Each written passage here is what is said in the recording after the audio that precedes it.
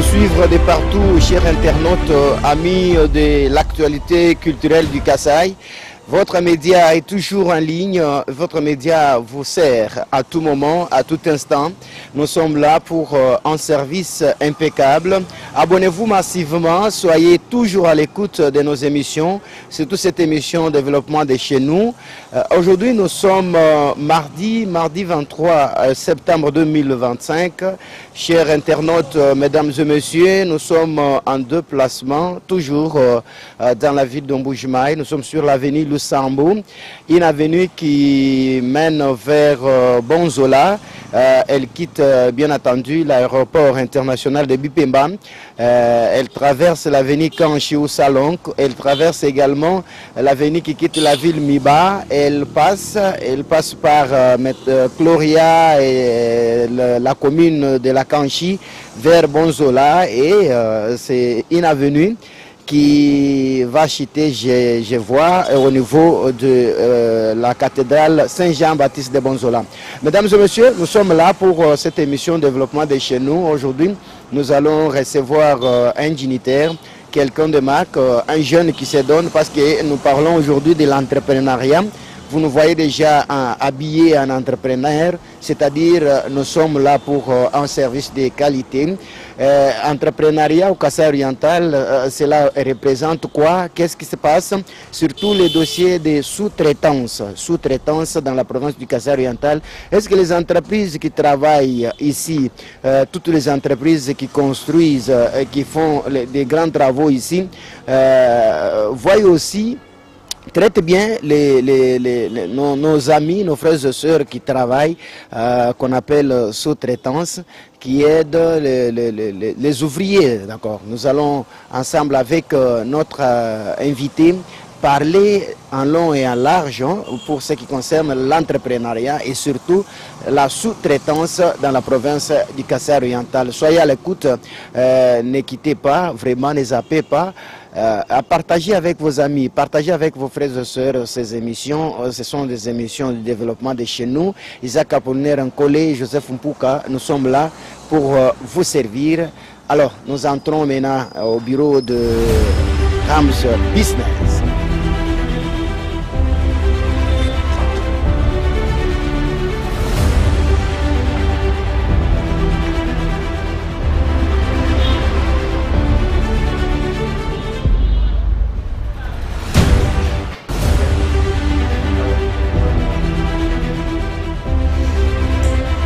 Voilà, chose dite, chose faite. Nous sommes déjà dans le bureau, le grand bureau ici de Rams RBM.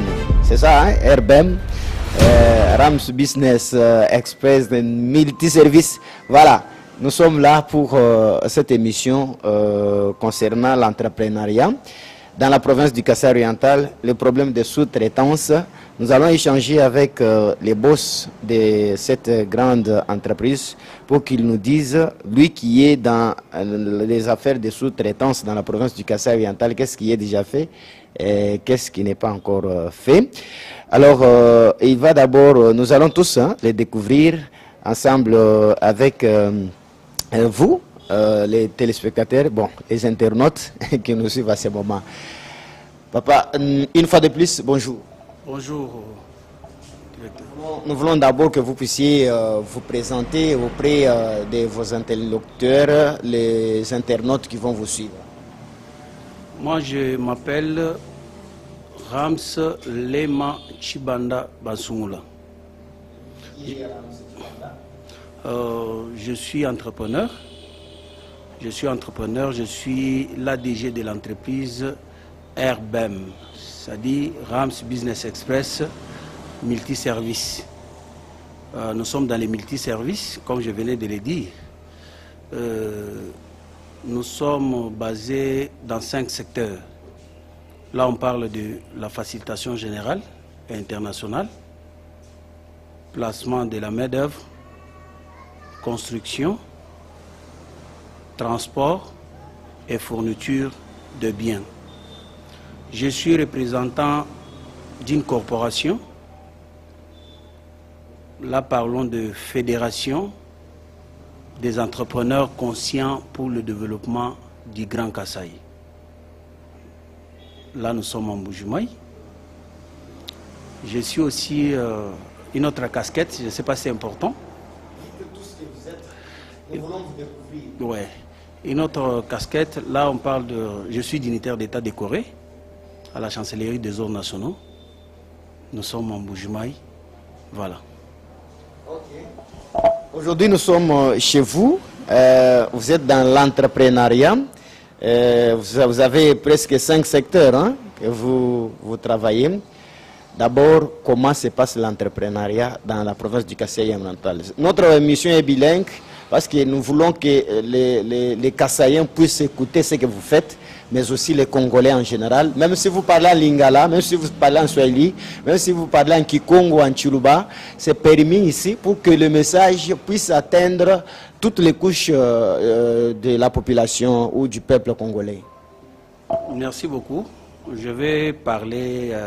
comme on vient de parler en français, je veux parler aussi en Chiluba, comme nous sommes au Kasaï. Et non seulement ça, Lingala, on va aussi parler et Swahili. Je suis prêt pour ça. Vous venez de me poser la question par rapport à l'entrepreneuriat ici, au Kasaï oriental. Ça ne va pas. Je vous dis que ça ne va pas. Il y a des lois, autokoloba. Ba loi oyo mboka na biso etiela biso pona entrepreneuriat na kati ya mibeko wana on se retrouve que en Mbuji-Mayi au Kasaï oriental ou na Grand Kasaï ba entrepreneur bazana souci makasi ba entrepreneur ouais ba entrepreneur badini dike nga kabiji. Entrepreneur, par là, je vais dire quoi? Il y a loi autobengi loi ya sous-traitance na katia mibeko autolobby et a respecté na Kasaï oriental na Grand Kasaï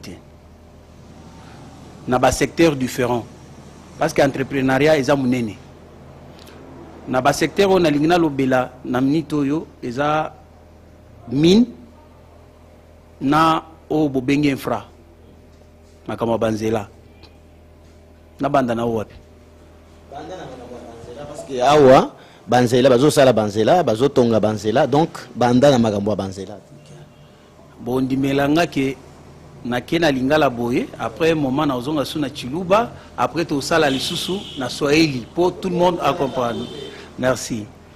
Na o etalinzela d'abord na loba na pesi merci na chef de l'État oyo aza numéro 1 premier entrepreneur pour na Congo Mobimba aza chef de l'État parce que depuis aye tomoni changement ezali na ba promesse oye moko promettra ki biso ba jeune que to créer ba entreprise. Cette entreprise a été créée après le passage du chef de l'État na Kasaï. C'était en 2021. En 2020. Non 21 vers 22 parce que a omela ki po aya na Kasaï. Ngala zala ki aote nazaki na Lubumbashi après ko uta ba pays mususu auto bande ko vanda. Tango to yaki comme un chef de l'État awa na discours na na bonzola alobaki jeunesse créé ndé discours na liboso asalaka na Kasaï abi créé ba entreprise na linga na sala bango basala bazala ba millionnaire na linga na matsa classe moyenne tondimi donc on a déjà na ba document na ngai maintenant na bandaki te ndé na jusiko entreprise ezai kuno le na banda na katanga programme ezai ke e banda Lubumbashi Kinshasa, Mbuji-Mayi est na 3e position. Habité na bandela awa. Nde bureau zo mono. Eza ya mutute, eza bureau nanga. Na créé entreprise, na recruté plus de 500 jeunes. Na zana ba CV na entreprise, na recruté plus de 500 jeunes. Nazo kene na o ye mission no, ogoyoka yango ndenge to luba. nakati awa na bureau oya eza koto na olakso ba CV parce que il faut au moins na makamto lo ba pona olobati. Alors tant que tu crées entreprise toche tozana nakati ya bato tozozwa na musala tozana o tozobenga emploi direct na indirect. Direct ezaba oyo o wakozala na kati ya bureau na yo ndenge administration izo fonctionner ndenge administration izo fonctionner.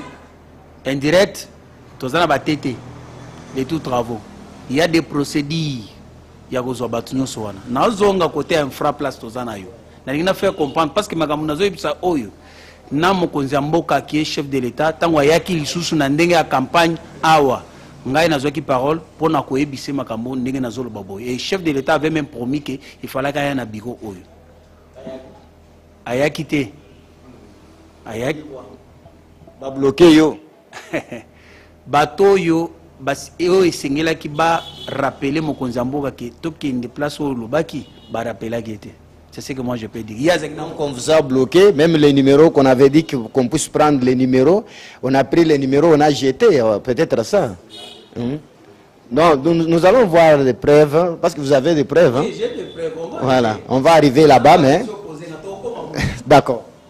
On enchaîne, hein, parce que nous n'avons pas beaucoup. Ok. Chef de l'État, le baki a un bureau Oyo, on a retard makambo na ibisa qui j'avais makambo tout solaki. A promettra qu'il y ait j'ai même des vidéos ou le bail qui a rien à bureau mais bato a rappeler bazala quitté to pour ça na sumo mke nazolo baki bato yo ya auto zwa ki bageno à 500 wana tozana bango na base de données na biso entreprise les entreprises ya sous-traitance na sous-traitance ezana ba loi o elobi ke nazo kene déjà tozana ba entreprise tozana deux types d'entreprises tozana ba entreprise principale ou ba entreprise ya minene. Les entreprises principales eza ba entreprise oyo zo utana ba capitaux en dehors ya pays ezo ya nango ko sala ba entreprise neto ba sala ba nzela ba entreprise ya minene na peso exemple na Kinshasa tozana ba oyo Milvest awa tozana Sasim ba capitaux na bango ezo utalibana ya mboka na ba Kolwezi Lubumbashi tozana Tenge Fungurume Kamoa Kamoto MMG na est tozana Kibali. Alors na ba o bazo sala nzela mboka nyonso ezaka na ba loi na biso elobake ba entreprise principale ezo utana ba capitaux na bango en dehors ya province na biso jamais bakoki ko sala misala nyonso bango moko naza na yo place otuna kinga pona infra. C'est-à-dire ceux qui na cahier de charge yo bazaka nango basombaka pona ko gagner marché so eza marché public tozana marché public na marché privé. Alors bayebisaka bango que ndenge zawana il y a des travaux connexes lokola ko sala ba caniveau eza lokola ko tia ba bordure ko fabriquer ba bordure ko sangisa par exemple ko mai oyo ba sangisa na ba ciment ciment transport ya ciment biloko nyonso eza misala oyo eza réservé na ba sous-traitance eza ba entreprise ya mike oyo ezo botama pona ko encourager pe bango. Je pense na ozongiso momuke aux journalistes ko bosana te que chef de l'État lobaki dernièrement lobaki que l'État a koyi kozwa batu nyonso na musala te. C'est-à-dire biso ne tozali wana pona ko aider chef de l'État mbele awa na mbujumai mu mbujumai yemu oko kumbujumai tokolela chômage te parce que souci chef de l'État eza ko lutter contre la pauvreté na chômage. Maintenant ngana za na 500 na kozwa pe 1000 ou plus pona nini à condition que l'entreprise soit respectée. Naza na un placement ya main d'œuvre, des places naza. C'est-à-dire entreprise principale oyo et sengeli et senga main d'œuvre ya bato akozo pa na ngai comme ba maçon, les TT les tout travaux, ba chauffeur, nous sommes basés formés basés pa na ngai na base de données. Donc l'entreprise ne peut pas engager elle-même les gens directement. Ça c'est ce que la loi dit. Oui, baza bakozo au moins lokola technicien na bango net ba ingénieur ya bango bazo na vision o bazo wana isa ya bango mais ba misala misusu au moins lokola ya mike ya placement de la main d'œuvre na zo biso les TT na ba misusu il faut ba sala recours pas na biso tozo aider bango parce que bango ba éviter tozo bazo exiger bango main d'œuvre locale wana nani akopesa bango bato wana eza biso ozo mona omoni ba misusu baza awa na biso échantillon ya ba travailler na zana bango awa na zana 500 na kati ya machine nga j'avais informé ça tina pas chef de l'état alors ba entreprise wana o bazo exécuter nzela bazo exécuter loi ya sous-traitance te bazo respecter yango te misala wana bango moko bazo misala lisusu bakomi entreprise principale ye moko misala ya komi lisusu entreprise ya sous-traitance mais plus à entreprise ya sous-traitance à toujours entreprise ya principale. C'est-à-dire biso musala na biso ezanini eza ko encourager biso ba jeune o ba créer ki entreprise ou bien eza ko décourager biso merci ndenge eza wana place esengela ki azwa main d'œuvre ata ya 500 personnes ou 400 personnes pour musala ki ndembango akozwa 100 personnes azo futa bango esudiente azu 100 personnes wana musala pe au lieu et respecter ndenge balobaka ke non musala ekozala 3 mois et aux 6 mois et aux 1 année musala ekokende na retard au-delà ne biloko siko ezo ko bimisa chef de l'état lokola azoloba makambo ezoko kisamate maladi nde ona obetelo lisolo na ebiso makambo sous-traitance loi na biso ezali ba loi eza mais ba entreprise on les respecter loi sous-traitance. Les entreprises principales ne doivent pas engager les gens de sous-travaux de tout travaux doivent venir des petites entreprises créées par les Congolais. Merci. Pour créer parce qu'il y a des entreprises où ils ont un quartier. Où il y a place entreprise. Mais tant qu'il y a une entreprise, non? Ils ont une image, ils ont un bureau. Je peux gagner les marchés à taille à combien? Par exemple, il y a transport. Nakoki, les lots entreprises, non, par exemple, où ils ont un mouvement. Nazana ba makambu o ezo salema o yo kondimate et ça l'a mis que loi et lobby boy entreprise principale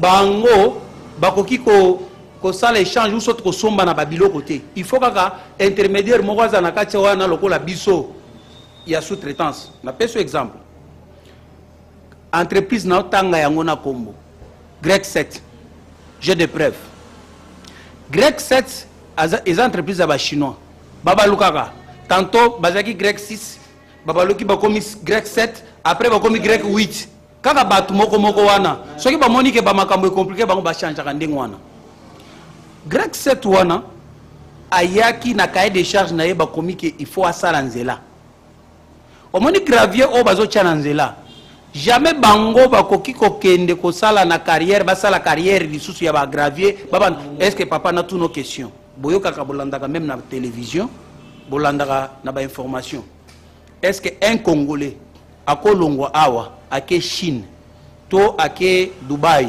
to ake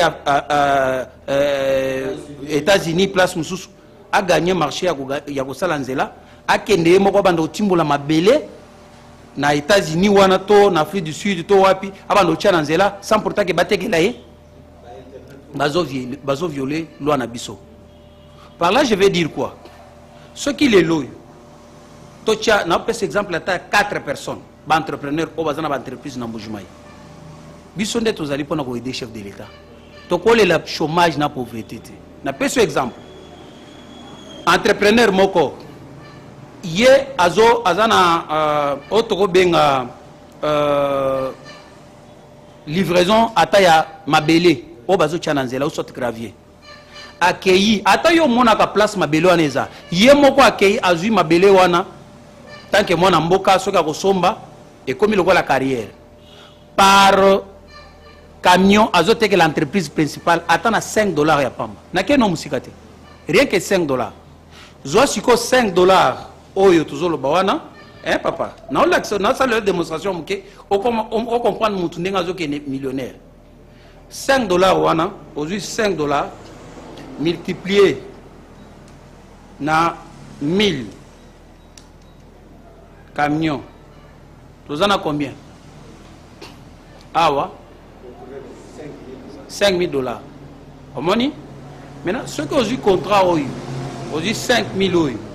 On multiplie en haut, na 26. Et puis si, il y a un chiffre. 130 000 $.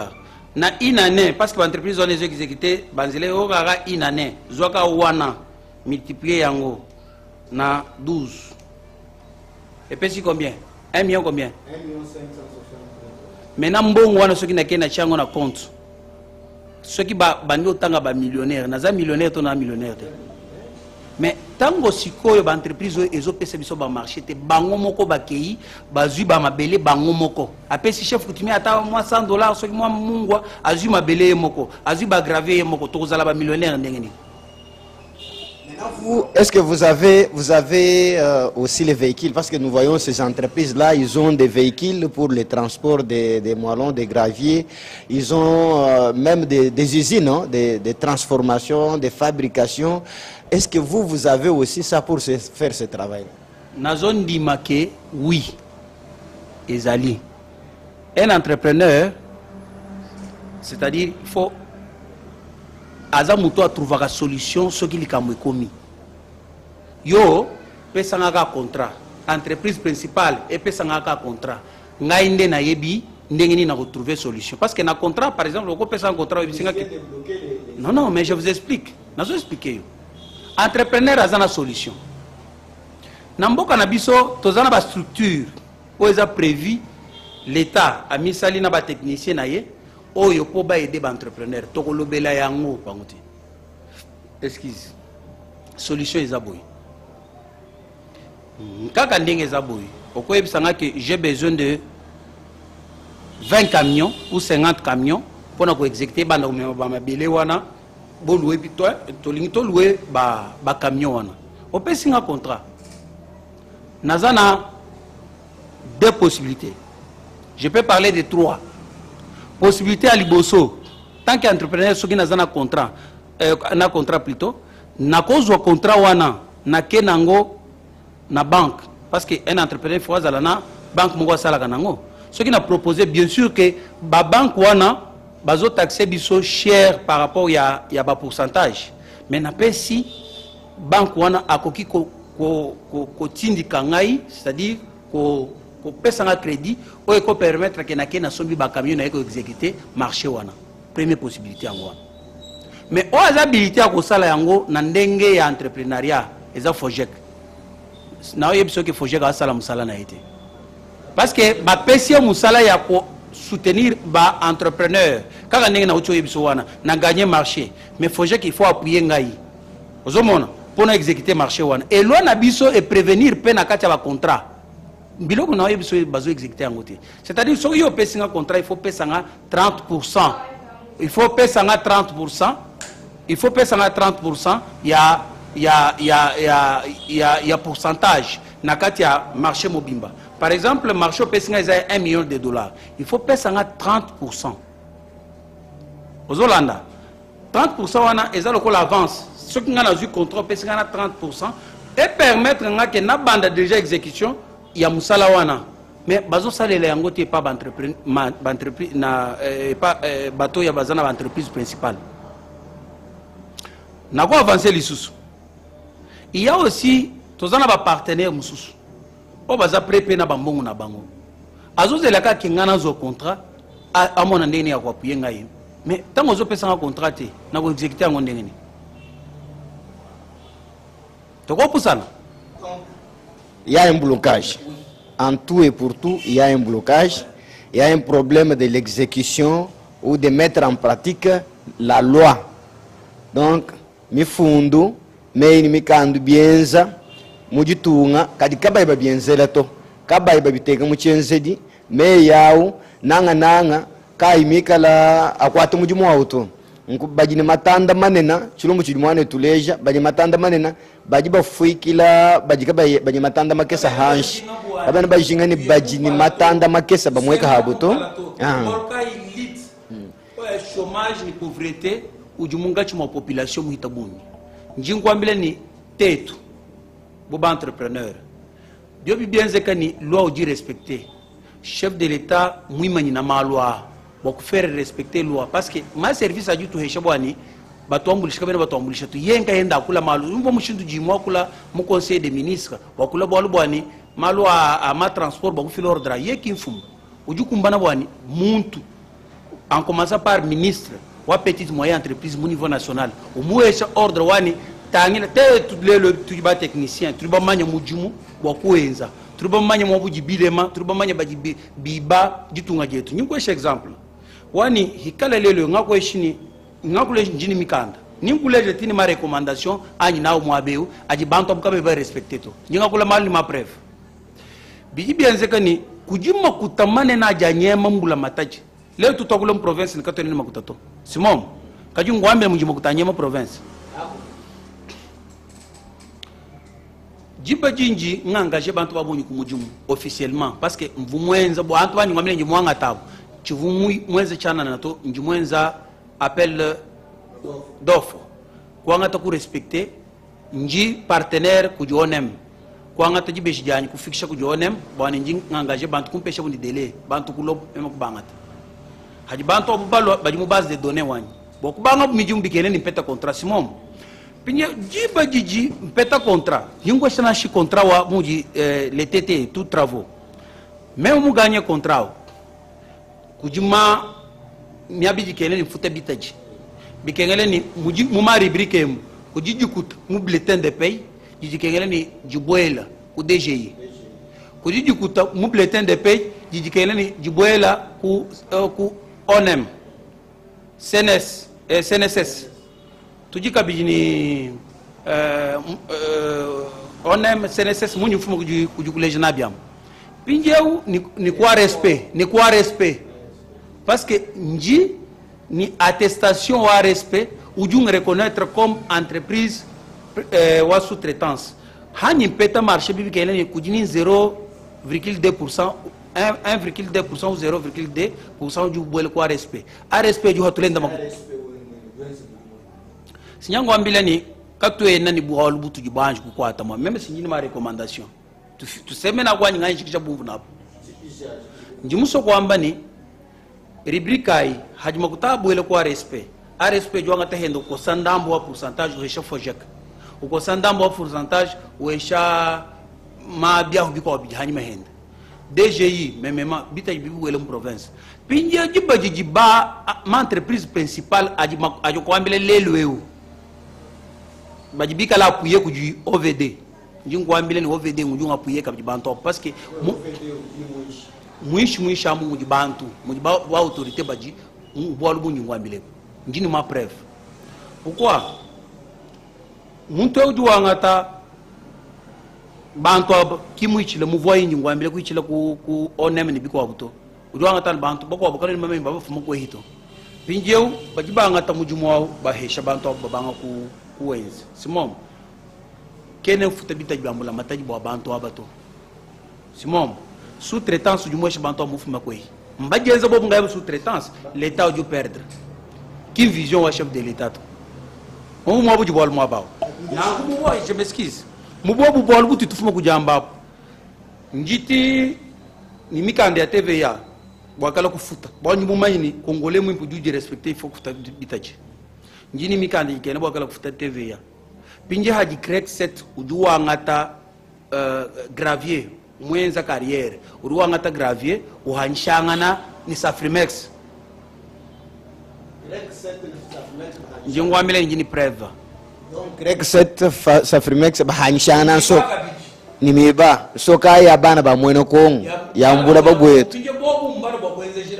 bakaba hanshangana bishi bakatu basumba bulabanye kasi kubowe kukongapo tujibaya ngakwa minjini ma preve ani tuliba fik ku Greg 7 tulondesha ko heta bwani banto baji bangata tuminyo twa d'abord ku entreprise campagne muso kwemu ujika wa congolais to wa étranger ou ba faire louer ma camion achi mbol ba kumpala bol bu biji Greg 7 bato ka ba chinois bitu jiteto ka tuboko kenza ku mabuto me bari ba bienza moetu bari bangata bahanshanga na soko mbobo soko yonsu nyele monjilem ko ngani bobo bantu abo mbayenza ko appel d'offre wa batulomba tetu mansoka batetu bahang mo ba fournir any hay kala bumu miba juhana soka nyimba ngai ne ba ma bref walu mungu nyuma ko kula wafiki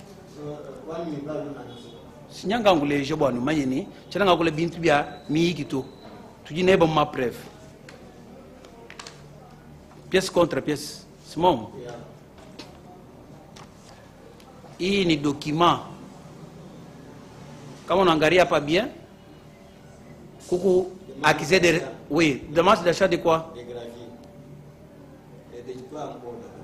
Je parle des graviers et puis mitraille. Ce sont des pièces déclassées. Il document tangé mena ingisha kumiba, n'a dit retrouver n'a accusé de réception sans réponse jusqu'aujourd'hui. C'est-à-dire, miba, j'ai demandé à Kusema. Nakumpingana muchiluba njimu mulomba kujimiba bwani twambulisha ikoko twambulisha mfumo wajitunga chef de l'état chefu akaji bana kufila ordre kabiane bikengele ni kale wendu yemu suivi ya mamalu yenga yendo bana betu twambulisha ngana impesha ikoko marché akwikala kusumba gravier kunu jineno pinjeu bako abo ma entreprise agenza njila ikala loku entreprise wan a sollicité jibaje ni inshallah ko par camion quelque soit prix uju boba tek bobo bateka moni bobo libato anshe tetu bako abantu bikala bayichila kutuju boku sumu tutu shala na nyungu eshano exemple wani $5 ha camion kako ena malo exagérer abunto faut autant de camions kato tubaje makutoku chako yomani pinyo bobo mujumo nyumo kwenza ngayanya chena mwenze ne ba travailler to qui lutte contre la pauvreté et le chômage wa chabushwa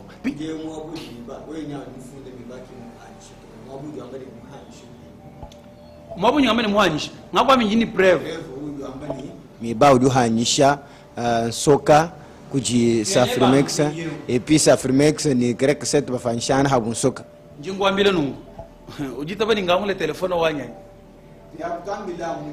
njini preuve même njini preuve pinjeu eyo tu samukane ba lubilu kubolu ba recommandation ya respect a respect ki gendarme wa chef de l'état mu technique ujulomba bwani enza alondesha bantu bajikaba iba respecter loi ya sous-traitance to kublo ujini capacité ka kuimaka jemijimwai ujimijimu kuji a respect kujini RMP yeya ujumu malwa ma marché public a respect au marché privé.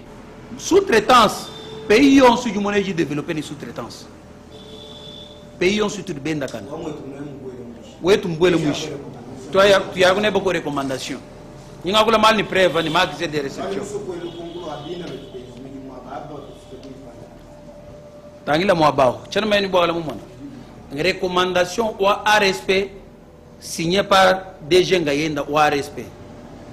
Echi entreprise wani RBM echi ma secteur ajiba bang recommandé boa kwenzo mujimu sasimu tini lelu musasimu mujima sous-traitance agenda kana même si tumanyi kuheta sous-traitance na shu umo hela to nji recommandé officiellement tumbuka kune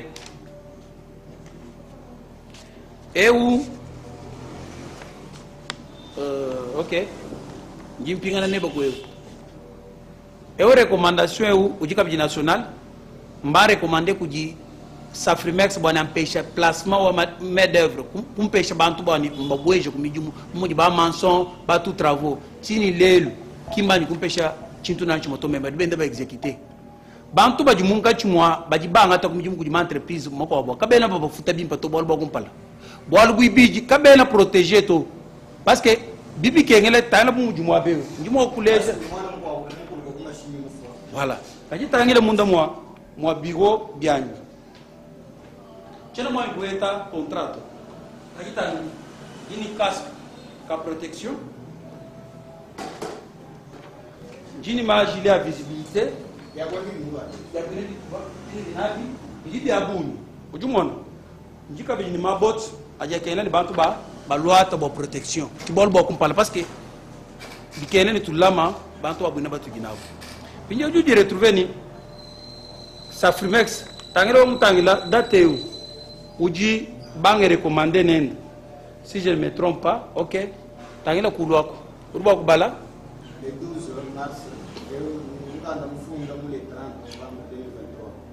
kacha ku 2023 ne pinjeo Safrimex keno na nkufila contrato ujue nduwenze mijumu ujujenzela ngayenda bordir bonsoir tout bomba tout ça tout le monde voilà pinjeo malu bonsoir ujue le menjini chef de l'état mubimanyi byonswe byanyi et puis entourage wenda bajiniji ja kwamba mubwalwebu ukadi mbafunjila kubwani bamuna mwabobu kwambanyi bwa mukande uji mu régime kanda ifuna to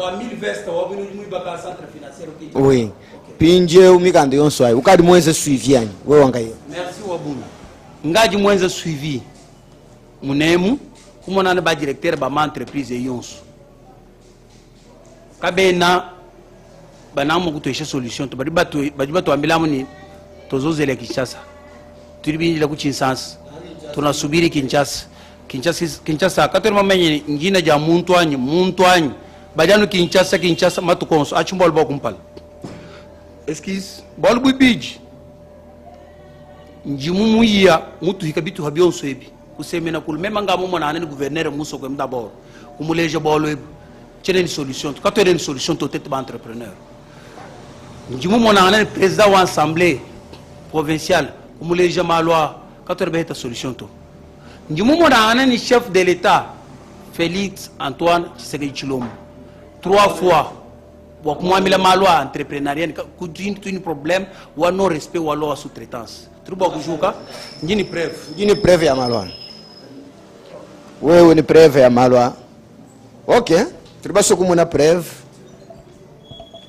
jumomanya bimpani echi rencontre le chef de l'état momakutano truba kule ni mfumwaji tunga pendant 5 minutes malwa ngamwambi jimuvu musanga nawo mamuto kumoyi wangambi jini wakujumuku wambiji entourage uju habu hinenda bwani ba conseiller bwani bangata numéro yanyi babomona bakumbikila kaba tubambikila to ntumumbu ko yetini ku Kinshasa kulondesha chene muheta solution to musangu mwibiji chef de l'état kula kabju muso ko montant wa campagne njimo ko le chef de l'état ko mu proposer solution parce que quand on était tout condamné pouvoir to tuji tuleja malu hatu tuleja malu tuji ni piste de solution bwana tubona makweta solution chef de l'état mu bonne volonté wenda uju mwamba ni ye kwamba ni malaba ngindo ku biro bieba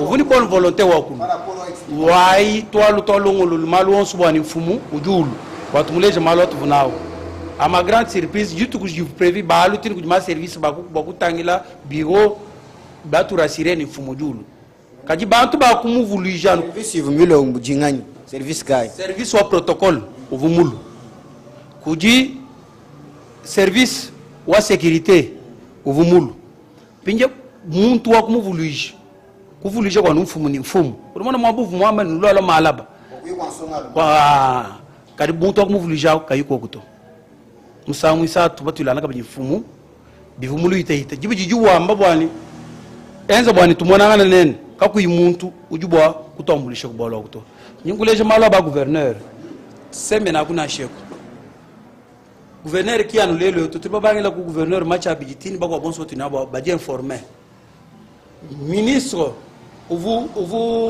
premier ministre Sama Lukonde mumanya bol kunyi ngwambile bukaji président wa Sénat nye ya mu preuve même nye yo président wa FEC nye ya mu abao abamba ministre wa justice vumwa bao ministre wa vumwa bao njini ma photo abu njini ma preuve tetu ba mani tu yaku jiba jigihita nangu problème mwani tujibalu mfumu tuitu soutenir mfumu si mfumu tuja munenda kona mumona tuitu soutenir mfumu tetu ko tetu langisha bukalenga to mfumu sinya yo tuja munenda nangu yewe julomba jebe ku mfumu ajitunga parce que urumwamani misangu isatu utu ilanga nenda kakwene solution to ni lelo kwani majugeta solution to wewa mwana mboka mwana wa mujitunga mujinga wa kwenzele jitunga mujimu bwani bana benu kabika de ba chômeur plus de 500 personnes mwabeo wabenze mujimu sous-traitance kabena bakutanga ku bantu baji munoyemuto bariano bakulaya kaba inchijibenze to message kaya duambile chef de l'état le numéro 1 le garant de la nation lui-même qui a un mot à dire il est mwamba lelo nzambi wa bena kongo udumwambile chini toi ce que jila bwa lukongo message yanji na wa chef de l'État ni muhesha na umyakulisa tu toto antu banga mu chiluba tulo tokula mu mangala tokula kabili mu Swahili nanku jingambila fumwaji tungani te tuba jeune entrepreneur boa Grand Kasai ni boa Congo mujima parce que kujima corporation mu ma province mashire shilangana anu boa entrepreneuriat nangu te tuba jeune ba entrepreneur tuji habuihi boku kutwa mpanda kuku soutenir ni tuji kuboa kukwambulisha chinyi ngwambile chimvumu kwambila nachi kabija habonzola njindomba kujimfumo wajitunga bwani enza kumweba monso bwani unkeba koko bwalu jini mshindi yonso kunkeba bwani malwa tujinao njini solution mu malwa jahitagana parce que tuji problème wa non respect wa lo wa sous-traitance munda mo province wetu ni bwalu bukwa bakabijimbo kumanya bwani tuji koko bakukwambulisha bwa lutte contre pauvreté ni chômage munda mo Congo même njini capacité ngani ngakula ko hanyu bwani ngakula no bantu njini capacité tonto baila 500 personnes mu province mu angata 500 personnes ndanenda mu 26 provinces tujini combien de tujini bantu bang au-delà c'était